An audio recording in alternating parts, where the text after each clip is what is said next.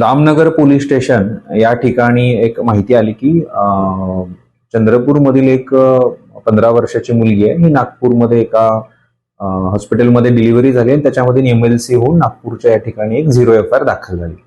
या 0 FIR मध्ये सुरुवातीला पॉक्सोचं प्रकरण होतं. बालिका जी होती ती त्याच्यामध्ये डिलिव्हरी झाली होती.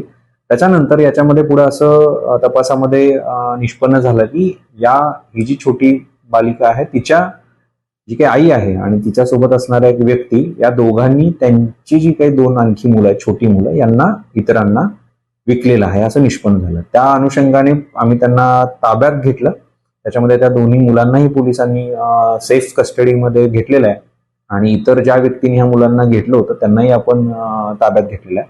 तर सध्या याच्यामध्ये 4 आरोपी निष्पन्न असून 3 आरोपी सध्या अटकेत आहेत आणि एक जो आरोपी फरार आहे त्याच्यासाठी विशेष टीम स्थापन करून त्याचा शोध चालू आहे.